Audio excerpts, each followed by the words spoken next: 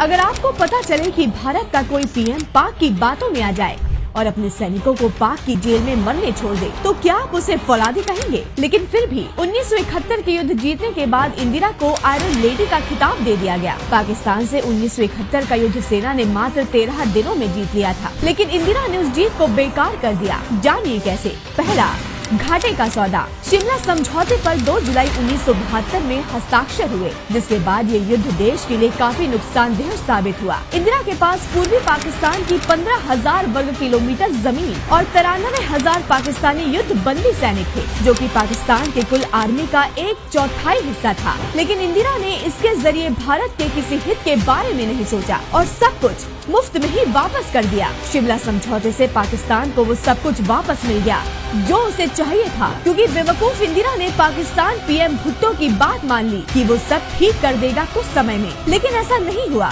हर बार की तरह वो अपनी बातों से पलट गया। इंदिरा ने भुट्टो की बातों में आकर पीओके गवाया। वो चाहती तो उसे वापस मांग सकती थी। एक लंबे वक्त के लिए बॉर्डर पर शांति कायम हो सकती थी, लेकिन इंदिरा के एक फैसले से सब खत्म हो गया। दूसरा, समझौते में गंभीर चूक। देश के 54 युद्ध बंदी सैनिकों को भूल गई। इंदिरा को केवल बांग्लादेशी युद्ध बंदी मुजीबुर रहमान की चिंता थी। वो हमारे सैनिकों को वापस ला सकती थी, लेकिन ऐसा न करते हुए उसने पाकिस्तान के युद्ध बंदी सैनिकों को वापस कर दिया। बांग्लादेश में हुए बंगालियों की नरसंहार के लिए किसी एक को भी सजा नहीं दी गई, न ही उन्हें सजा मिली जिन्होंने पहले युद्ध शुरू किया। इंदिरा ने देश की सेना को धोखा दिया और तो और इस समझौते से भारत जीत को किरकिरा कर दिया। निष्कर्ष ने किया निराश।